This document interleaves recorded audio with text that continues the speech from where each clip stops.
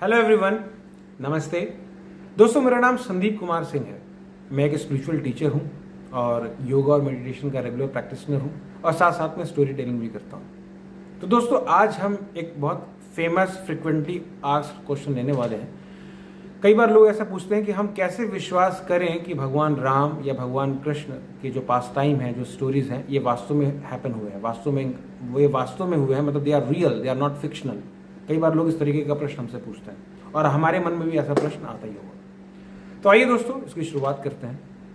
तो फ्रेंड्स, सबसे पहले अगर हम इस यूनिवर्स को अगर हम ऑब्जर्व करते हैं, ध्यान से अगर हम इसको ऑब्जर्व करें और लॉजिकली सोचें और क्रिटिकल थिंकिंग हम थोड़ा सा भी करें, तो हमें पता चल जाएगा कि इस यूनिवर्स के ऑर्गेनाइजेशन, इतने ऑर्गेनाइज तरीके से यूनिवर्स काम कर रहा है, इतने प्रॉपर तरीके से स्ट्रक्चर है। इसके पीछे एक डिज़ाइनर है, एक प्रोपराइटर है, एक कंट्रोलर है। मीन्स इसके पीछे there is existence of God. तो दोस्तों, बट प्रॉब्लम क्यों होता है? प्रॉब्लम इस वजह से होता है कि जब ये जो हिस्ट्री है, such as Ramayana and Mahabharata, समय के प्रभाव के कारण, due to the influence of time, we loses this history and it appears to be fiction. For example, इसको समझाने के लिए मैं बहुत छोटा सा एग्जाम्पल लेना चाहूँगा। फॉर एग्जाम्पल, अगर हम बात करें महाराणा प्रताप के बारे में, दोस्तों हम सब में से ज़रूर आप सभी लोगों ने भी महाराणा प्रताप के बारे में पढ़ा होगा। Maharana Pratap is a history, very great history of India. अगर हम उनके पर्सनालिटी को डिस्क्राइब करें, ऑब्जर्व करें, तो महाराणा प्रताप जो है वो करीब 100 किलो का एक आर्मर पहना करते थे, 80 किलो का भाला लिया करते थे। उनके पास 2 तलवारें हुआ करती थी, उन दोनों तलवारों का जो वजन है करीब 208 किलो हुआ करता था। और इतना सब लेने के बाद वो एक घोड़े पर चला करते थे। और उनका जो घोड़ा है चेतक, ऐसा हल्दी घाटी के जो वॉर हुआ था उसके डिस्क्रिप्शन में आता है कि इतना सब वजन लेने के बाद महाराणा प्रताप उस घोड़े पर बैठकर एक माउंटेन को क्लाइंब कर रहे हैं। और चूंकि चेतक का एक पैर जो है फ्रैक्चर हो गया, तो Chetak was running with 3 legs। And with 3 legs, Chetak is climbing the mountain, and he was jumping from that mountain for saving the life of Maharana Pratap। तो दोस्तों, ये देखने में, सुनने में लगेगा कि यार ये तो बड़ा फिक्शनल स्टोरी है, मतलब दिस इज फिक्शनल, ये ओरिजिनल में ऐसा नहीं हो सकता। But my friend, this is the real history, this is not a fictional story. So why I'm taking this example? I'm taking this example to make it clear that history is a different thing and fiction is a different thing. Similarly, अगर हम वैदिक scripture को अगर हम categorise करते हैं, तो वैदिक स्क्रिप्चर में दोस्तों वेदास हैं, पुराणास हैं, उपनिषद हैं। उसके बाद वैदिक स्क्रिप्चर का एक पार्ट है जिसे हम इतिहास कहते हैं, और उस इतिहास में 2 स्क्रिप्चर्स हैं, महाभारत और रामायण। तो महाभारत और रामायण को इतिहास कहते हैं, और इतिहास का इंग्लिश वर्ड है history. So history is not fiction and mythology. First of all, I want to make it proof that history is not mythology. But वही due to the influence of time, समय के प्रभाव की वजह से वो history, जब हम उस हिस्ट्री के बारे में, वो हिस्ट्री इजिली अवेलेबल नहीं रहता, then it feels and it appears like a mythology. तो दोस्तों, इसको देखने का एक दूसरा पर्सपेक्टिव भी है, that प्रॉब्लम हमारे साथ, या हमारा जो अभी आज के समय में हमारा जो नेचुरल कंडीशनिंग ये है कि that we have more faith on a printed words than the spoken words. मतलब जो शब्द बोले गए हैं, ओरली ट्रांसमिटेड हो रहा है, जो नॉलेज जो है, हमें पता है कि that in India the maximum the significant knowledge जो है, most of the significant knowledge has been transferred orally, because over हमारा जो कल्चर है इज ओरल कल्चर। इसीलिए हमारे वैदिक शास्त्रों में श्रुति और स्मृति नाम के 2 स्क्रिप्चर्स भी हैं, 2 कैटेगरी के स्क्रिप्चर हैं, श्रुति और स्मृति, बिकॉज मैक्सिमम सिग्निफिकेंट नॉलेज है वो ओरल ट्रांसमिटेड हुआ है। तो हमारे साथ प्रॉब्लम ये है दोस्तों कि दैट हमें ज़्यादा विश्वास जो है प्रिंटेड नॉलेज पे होता है। और अगर हम इसको दूसरे तरीके से देखें, तो दूसरा तरीका इसको समझने का दोस्तों ये भी है कि अगर हजारों सालों से, लाखों सालों से इतने सारे लोग, लाखों करोड़ों लोग भगवान राम को, भगवान कृष्ण को मानते आ रहे हैं, उनके दी हुई शिक्षाओं पर अपने जीवन को जीते हुए आ रहे हैं, और इतने सारे प्रमाण आज भी 2020 में भी ऐसे अनगिनत प्रमाण हैं जो इस बात को प्रूव करते हैं कि it can not be a fictional story, it can not B mythology. For example, अगर हम देखें तो अयोध्या आज भी है, आज भी द्वारका है, आज भी वृंदावन है, आज भी गोवर्धन है, आज भी बरसाना है, आज भी सरयू नदी है, आज भी हम देखें तो लंका है, पंचवटी है, चित्रकूट है, आज भी हम देखें इंद्रप्रस्थ है, हस्तिनापुर है। ये सारी चीज़ें आज भी हैं, आज भी कुरुक्षेत्र है। और ये सारी डिस्क्रिप्शन हमारे शास्त्रों में, महाभारत और रामायण में बहुत अच्छे तरीके से, डिटेल तरीके से बताए हुए हैं। सो it can not be A fiction, it can not B mythology.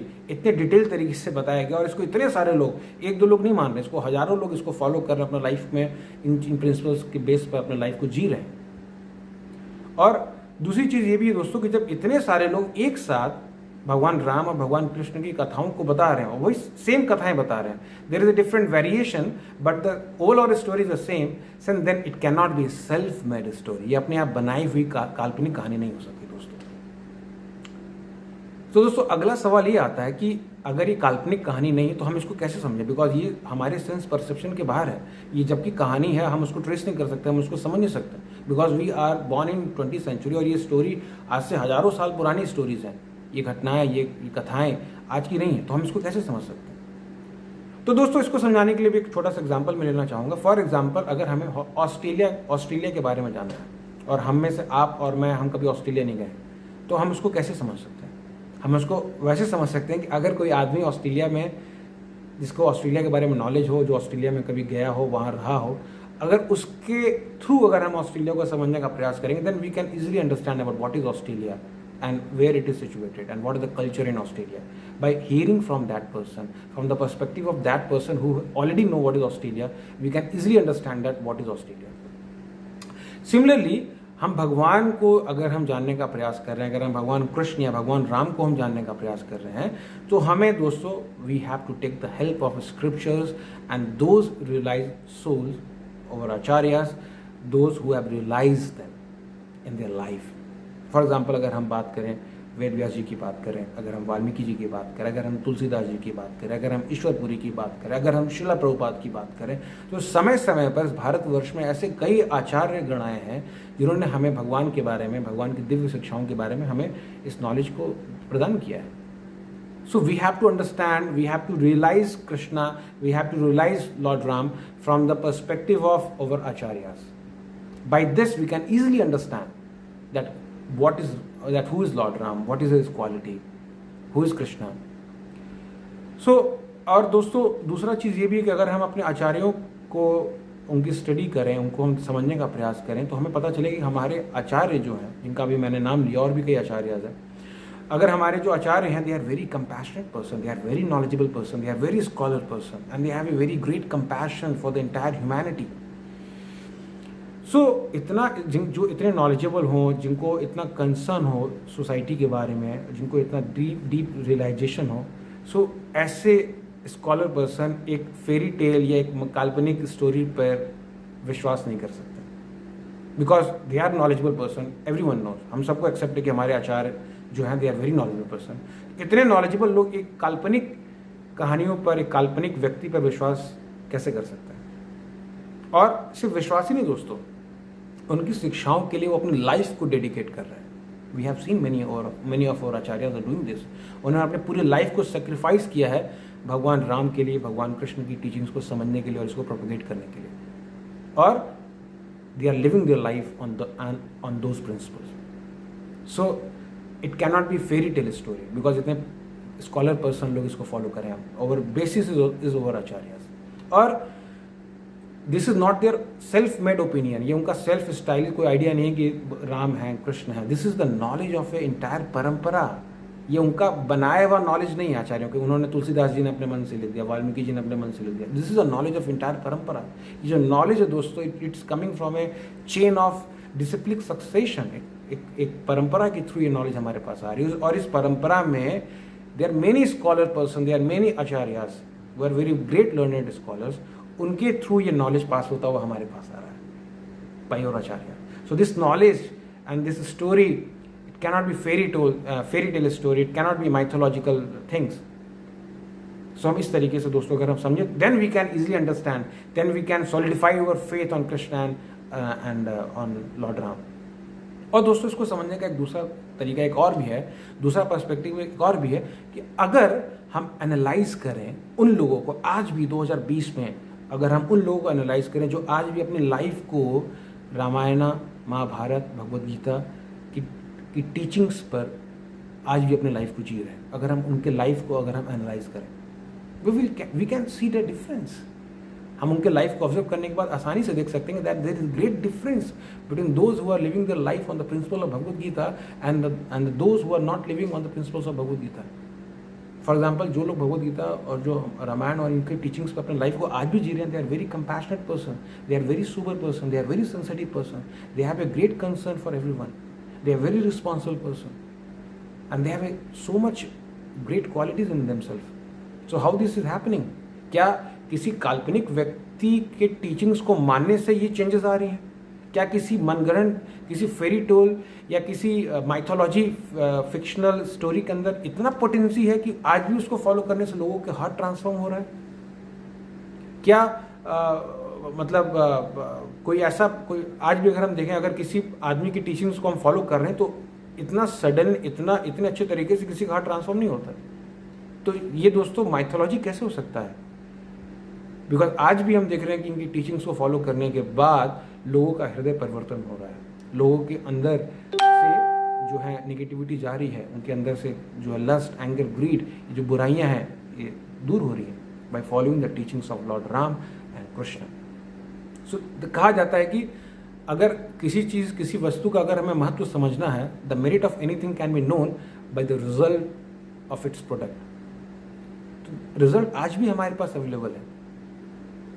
सो ये डिफरेंट एग्जाम्पल्स से दोस्तों मैं आपको बताने का प्रयास कर रहा हूं कि we by analysing all this things, by understanding all this things and by doing a critical thinking, we can easily understand कि this is happening. It means that the past time of lord Ram and the past time of Krishna are still today is as effective as it was 5,000 years ago, and it was in Treta Yuga and in Dwapar Yuga. It is still happening. So it cannot be fictional, it cannot be unreal story. और अगर हम बात करें दोस्तों तो time to time हमें कई ऐसे एविडेंसेस भी मिलते रहे हैं। फॉर एग्जाम्पल, अपने सैटेलाइट इमेजेस के थ्रू नासा ने we get the images of Ram Setu. For example, in early 90s, the Archaeological Survey of India has done an excavation in Dwarka city, and sea के अंदर, समुद्र के अंदर पूरा का पूरा द्वारका सिटी का स्ट्रक्चर निकल गया है। इसके ऊपर कई डॉक्यूमेंट्रीज आप लोग देख सकते हैं। सो टाइम टू टाइम हमें ऐसे कई एविडेंसेस भी मिलते रहे हैं आर्कियोलॉजिकल के थ्रू और ऐसे सैटेलाइट इमेजेस के थ्रू, और आज भी वो स्टोरीज, आज भी वो प्लेसेस, आज भी वो ऐसे कई मंदिर हैं, आज भी कई ऐसी जगह हैं जहाँ पर जो है रामायण और जो है महाभारत की टीचिंग्स और ये इंसिडेंट्स हुए। आज भी वो प्लेसेस इंडिया में आज भी हैं। सो इतने एग्जाम्पल्स, इतने मंदिर, इतने फॉलोअर्स, इतने सारे स्क्रिप्चर्स, इतने आचार्यों का जो डिवाइन टीचिंग है, it can not be a fictional thing, it can not be unreal thing, it can not be a mythology. So उम्मीद करते हैं दोस्तों कि आपको इस वीडियो से ज़रूर कुछ हेल्प मिला होगा, और अगर आपको ये वीडियो अच्छा लगा हो तो आप इसको जरूर शेयर करिएगा अपने दोस्तों के साथ। और for such regular contents I have A Facebook group, and the name of that Facebook group is Practical Spirituality for Holistic Growth। तो आप दोस्तों इस फेसबुक ग्रुप के थ्रू मुझसे कनेक्ट हो सकते हैं, जहाँ पर हम रेगुलर इस तरह का डिस्कशन करते रहेंगे, और आप मुझे कमेंट करके भी मुझे बता सकते हैं कि आपको ये वीडियो कैसा लगा और आपके कोई प्रश्न है, then we can talk personally also. तो thank you for giving a valuable time, and I hope that it will help you all. So thank you very much, thank you very much. Hare Krishna.